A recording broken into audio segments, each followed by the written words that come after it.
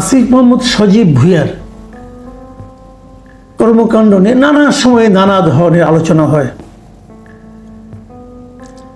এবং নানা বিতর্কে অথবা নানা আলোচনায় উনি থাকেন। এই উপদেষ্টা মণ্ডলীতে আমার বিবেচনায় সবচেয়ে অনভিজ্ঞ এবং সবচেয়ে কম বয়স্ক ব্যক্তি এই আসিফ মাহমুদ সজীব ভুঁইয়া। কিন্তু আলোচনা এবং নানা কর্মকাণ্ডের মাধ্যমে মানুষের কথাবার্তায় উনি বেশ চলে আসেন প্রায়। সবশেষ যে ঘটনাটা ঘটলো সেটা হলো যে মরক্কো যাওয়ার পথে, মরক্কোতে একটা সেমিনারে অংশ নিতে গেছেন, যাওয়ার পথে এয়ারপোর্টে যাওয়ার পর ওনার লাগেজের মধ্যে পাওয়া গেল অস্ত্রসহ একটা ম্যাগাজিন। অস্ত্রসহ ম্যাগাজিন নিয়ে এয়ারপোর্টে প্রবেশ করা একটা ক্রিমিনাল অফেন্স। কথা পরিষ্কার ভাই, ক্রিমিনাল অফেন্স, একটা ভয়ঙ্কর অপরাধ। যদি এই কাজ আপনি করেন আপনাকে জেলে যেতে হবে, কোনো সন্দেহ নাই। আমার স্পষ্ট মনে আছে বছর কয়েক আগে এরকম আওয়ামী লীগের একজন নেতা তিনি অস্ত্রসহ এয়ারপোর্টে ঢুকে গিয়েছিলেন। ওই লোকের জেল হয়েছিল, স্বৈরাচারী আমলে। কিন্তু স্বৈরাচারী সরকারও এই আইনটা প্রয়োগ করেছিল, তার জেল হয়ে গিয়েছিল। তো এক্ষেত্রে কি হলো? উনি উপদেষ্টা মানুষ, এই দেশে সংবিধান বলে, আইন বলে যে আইন সবার জন্য সমান, কিন্তু বাংলাদেশে আমরা এই জুলাই পরবর্তী আন্দোলনের সময় দেখছি যে আইন সবার জন্য সমান নয়। ওনার জন্য আইন সমান নয়, ওনার কিছুই হয়নি। উনি সেই অস্ত্রটা ওনার প্রোটোকল অফিসারের কাছে দিয়ে উনি চলে গেছেন। কেউ ওনাকে আটকায়নি, কেউ ওনাকে বলেনি আপনি একটা বেআইনি কাজ করেছেন, কেউ ওনার কাছ থেকে কোনো ধরনের মুচলেখা পর্যন্ত নেয়নি, যেন কিছুই হয়নি, যেন কিছুই হয়নি। এই হলো এই দেশের আইনের শাসনের নমুনা। পৃথিবীর অন্য কোনো দেশ হলে কি হতো সে আলোচনায় পরে আসি। এখন এই ঘটনা যখন ঘটেছে তখন নানা ধরনের কথাবার্তা কিন্তু এটা নিয়ে এসেছে। অনেকে আবার এমন প্রশ্ন করেছেন, আমি গতকালকে থেকে আজকে পর্যন্ত আমি বেশ সোশ্যাল মিডিয়াতে দেখলাম, অনেকে প্রশ্ন করেছেন যে উনি অস্ত্রের লাইসেন্সটা পেলেন কিভাবে। মানে বাংলাদেশে বেসরকারি যে কোনো পাবলিক একটা অস্ত্র কিন্তু লাইসেন্স আকারে নিতে পারে, তার জন্য কিছু নিয়ম আছে। নিয়মগুলো আমি আপনাদের একটু সংক্ষেপে নিয়মটা বলি। বাংলাদেশে একটা অস্ত্র আইন আছে, 1878 সালের আইন, সেটা আবার পরে আধুনিকায়ন হয়েছে 2016 সালে। আইনটা আবার নতুন করে হয়েছে, অনেক কিছু ধারা উপধারা যুক্ত হয়েছে। অস্ত্র পেতে গেলে আপনাকে যে কাজটা প্রথমেই করতে হবে, আপনার বয়স হতে হবে কমপক্ষে 70 বছর, 30 বছর, 30 থেকে 70 বছর আপনার বয়স থাকতে হবে। 30-এর কম হলে আপনি অস্ত্রের জন্য আবেদনই করতে পারবেন না। 2 নম্বর যে ধারাটা লাগবে সেটা হলো, যদি আপনি ছোট অস্ত্র নেন, স্মল আর্মস, পিস্তল, রিভলভার, সেক্ষেত্রে আপনার অর্থনৈতিক সচ্ছলতা এমন থাকতে হবে যে আপনি প্রতি বছর কমপক্ষে 3 লাখ টাকা আয়কর দেন। যে 3 লাখ টাকা আয়কর দেয় তার আয় কত হতে পারে ধারণা করতে পারেন। তো আপনার বাৎসরিক আয়কর হতে হবে মিনিমাম 3 লাখ টাকা। এইভাবে আপনি বিগত 3 বছর আয়কর দিয়েছেন সেই সার্টিফিকেট আপনাকে আপনার অ্যাপ্লিকেশনের সঙ্গে জমা দিতে হবে। এটা হলো অস্ত্র পাওয়ার একটা ন্যূনতম যোগ্যতা। এরকম যোগ্যতা সবার থাকলে সবাই অ্যাপ্লাই করলে সবাই অস্ত্র পাবেন তা কিন্তু না। তারপরে সেটা আবার জেলা প্রশাসন তারা বিচার বিশ্লেষণ করবেন, তারপরে দেবেন।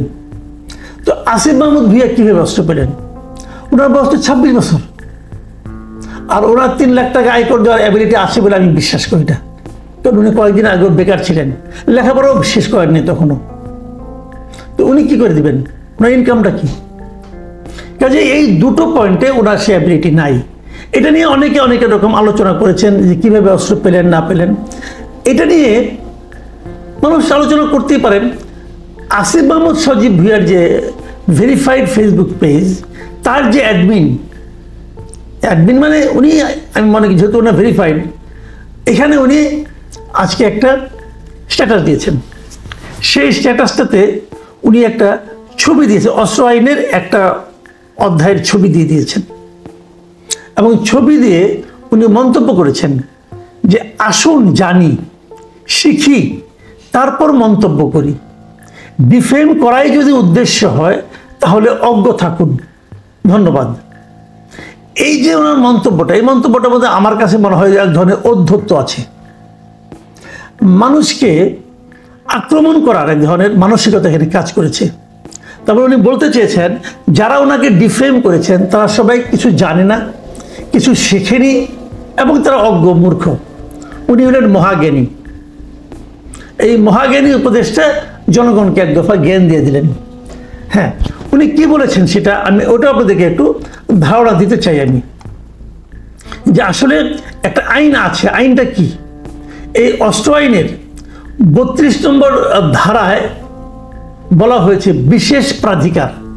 মানে ওই যে আমি দুটো আইনের কথা বললাম, যে বয়স 30 হতে হবে মিনিমাম, ইনকাম ট্যাক্স দিতে হবে, ওই দুইটা বিষয় প্রযোজ্য হবে না কিছু লোকের জন্য। এটা হলো বিশেষ প্রাধিকার, মানে বিশেষ একটা অধিকার আছে। কাদের এটা? স্পিকার, ডেপুটি স্পিকার, মন্ত্রী, প্রতিমন্ত্রী, উপমন্ত্রী ও সমপদ মর্যাদা সম্পন্ন ব্যক্তি। মানে উনি এই সমপদ মর্যাদা সম্পন্ন ব্যক্তি একজন হিসেবে উনি আছেন। উনি মন্ত্রীর সমপদের মর্যাদা সম্পন্ন একজন ব্যক্তি।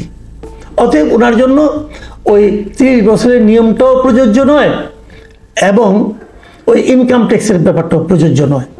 তো সেক্ষেত্রে উনি অস্ত্র পেতে পারেন লাইসেন্স হিসাবে। এটা উনি জনগণকে জানালেন, খুব ভালো। জনগণ জ্ঞান অর্জন করবে, সেটাও ভালো।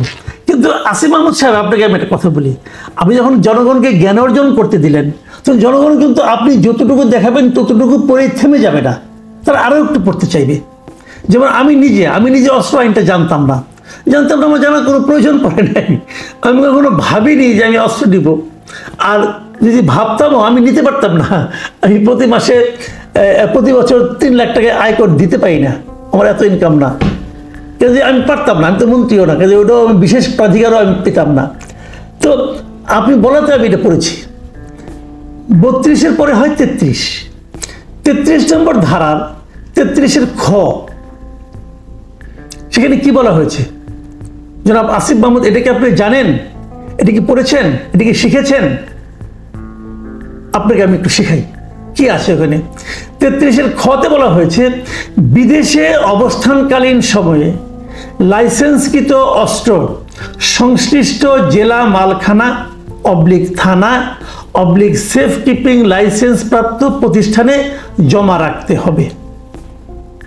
আপনি কি এখন বিদেশ যাচ্ছেন মরক্কোতে, আপনি কি আপনার অস্ত্রটা এই যেখানে যেখানে রাখতে বলা হয়েছে রেখেছেন? রাখেননি। আমি কি করে বুঝলাম? দেখুন, আপনি যে বলেছেন, আপনার যে নিউজটা ছাপা হয়েছে সেখানে আপনি স্পষ্ট বলেছেন যে প্যাকিং করার সময় অস্ত্রসহ একটি ম্যাগাজিন বাসায় রেখে এলেও ভুলবশত আরেকটি ম্যাগাজিন ব্যাগে থেকে যায়। এই কথাটা কিন্তু আপনি লিখেছেন, যেটা স্ক্যান করার পর আমার প্রোটোকল অফিসারের কাছে হস্তান্তর করে আসি। বিষয়টি আনইনটেনশনাল, এই আপনি লিখেছেন, কিন্তু আপনি নিজের ফেসবুক পেজে আপনি ব্যাখ্যাটা দিয়েছেন। প্রশ্নটা হলো, আপনি অস্ত্রটা বাসায় রেখে এসেছেন কেন? আপনি তো বাসায় অস্ত্র রেখে আসতে পারেন না। 33-এর খবর যে আপনি পারেন না। আপনি অস্ত্র নিয়েছেন, অস্ত্র সংক্রান্ত আইন জানবেন না? আপনি তো অস্ত্র রাখার যোগ্যতাই নেই আপনার। আপনি তো ওটা অন্যায় করেছেন, ক্রিমিনাল অফেন্স।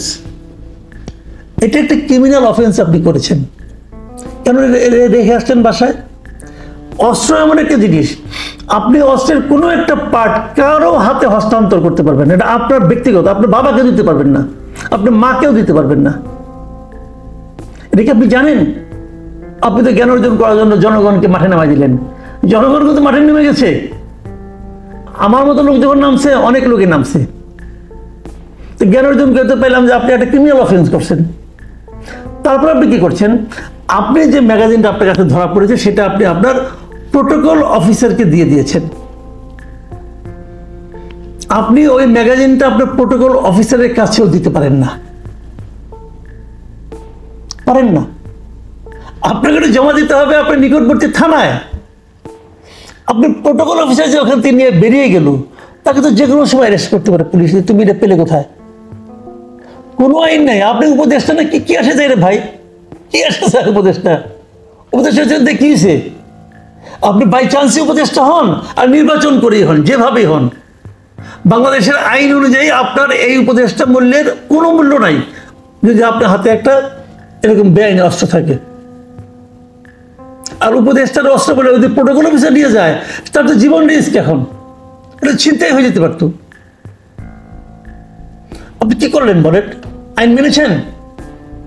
আপনারা আইনকে কি মনে করেন? আইন কি আপনাদের পকেটে থাকে চীনাবাদাম? ইচ্ছা হলো খাইলাম, ইচ্ছা হলো ফটো এলাম, ইচ্ছা হলো কাউকে দিয়ে দিলাম। এটা শেখ হাসিনা করতো, তাকে আমরা স্বৈরাচারী বলতাম। আপনারা তো তার চেয়ে বড় স্বৈরাচারী হয়ে গেছেন। কোনো অভিজ্ঞতা নাই, কোনো যোগ্যতা নাই, উপদেষ্টা হয়ে বসে আছেন আর এগুলি করছেন। কয়েকটা কথা বলি, কতগুলি আইনগত দিক নিয়ে আলোচনা করলাম, যেহেতু আপনি পড়তে বলেছেন বলে পড়েছি ভাই। আরো কয়েকটা কথা বলি যেগুলি নৈতিক একটা বক্তব্য দিয়ে আপনার সাথে আলাপ করতে চাই। সেটা হলো, একটা অস্ত্রের দাম কত? আমি যতটুকু জেনেছি, একটা আপনার বোধহয় খুব সম্ভবত স্মল আর্মস, যতটুকু আমরা বুঝতে পেরেছি, পিস্তল অথবা রিভলভার কিছু একটা হবে। এভারেজ দাম হলো 2 থেকে 2.5 লাখ টাকা। দামি, আরো দামি আছে। আপনি 2 থেকে 2.5 লাখ টাকা পেলেন কোথায়? আপনি কি এমন সম্পদ আছে? আপনি জমিদারের পুত্র নন, এটা আমরা জানি। আপনার বাবা যে স্কুল শিক্ষক, এটাও আমরা জানি। আপনি কোথায় পেলেন? আপনি কয় টাকা বেতন পান? আপনার মান্থলি ইনকাম কত টাকা বলেন? আপনি আমাকে বুঝান। আপনি আর কি করেন? চাকরি বাইরে টিউশনি করেন? তাছাড়া করতে পারবেন না। উপদেষ্টা পদে টিউশনি করতে পারবেন না। আপনার বৈধ ইনকাম কত বলেন? এই বৈধ ইনকাম দিয়ে আপনি 2.5 লাখ টাকা খরচ করে কিনতে পারেন এক একটা গুলির দাম 5,000 টাকা। আমি খবর নিয়েছি, রিভলভারে একটা গুলির দাম 5,000 টাকা। 2 ম্যাগাজিন ভর্তি গুলি। আপনি কোথায় পেলেন টাকাটা? আপনাকে আপনার বন্ধু বান্ধব দিয়েছে? হ্যাঁ, আমরা জেনেতাম যে মন্ত্রী হলে পরে বন্ধু বান্ধব অনেক কিছু দেয়। ওবায়দুল কাদেরকে অনেক কিছু দিত। আপনি কি সেরকম মন্ত্রী হয়েছেন? এই মন্ত্রিত্ব করার জন্য আপনাকে পাঠানো হয়েছে? একটা আন্দোলনের মাধ্যমে আপনারা গিয়েছেন। মানুষ আশা করে যে আন্দোলনটা, যে জনগণের আন্দোলন ছিল, সেই জনগণের যে চিন্তা চেতনা, তার প্রতিফলন আপনাদের আচরণে ঘটবে, সেটা তো ঘটেনি। আচ্ছা, আপনার অস্ত্র দরকারটা কেন? নিরাপত্তা। আপনাকে তো গার্মেন্ট দেওয়া হয়, সরকারি ব্যয় আপনাকে গার্মেন্ট দেওয়া, অস্ত্রধারী গার্মেন্ট থাকে। তাহলে আপনি পার্সোনাল উইপেন দিয়ে কি করবেন? আপনি খুব এক্সপার্ট অস্ত্র চালনায়। কই শিখলেন? কবে শিখলেন? ট্রেনিংটা কবে নিলেন অস্ত্র চালানোর? বলুন। এই বিষয়গুলো কিন্তু মানুষের মনে, মুখে মুখে এই প্রশ্নগুলি ছড়িয়ে যাচ্ছে। যত ছড়াচ্ছে, যতই আপনি জ্ঞানের কথা বলেন না কেন, মানুষ কিন্তু আপনাকে বিশ্বাস করবে না। মনে রাখবেন একটা কথা, যে আপনার সরকার প্রধান বলেছে যে ফেব্রুয়ারিতে নির্বাচন হতে পারে। ফেব্রুয়ারি না হোক, এপ্রিল মে, কবে হবে জানি না। যদি এপ্রিলেও ইলেকশন হয়, এপ্রিলের পরে আপনি কিন্তু পাবলিক। এপ্রিলের পরে আপনি একজন পাবলিক। তখন কি আপনার অস্ত্র থাকবে? তখন তো আপনি বিশেষ প্রবিধান আপনার জন্য প্রযোজ্য হবে না। তখন আপনি কি করবেন? তখনও লোকে আপনাকে এড়ে ফেলাবে।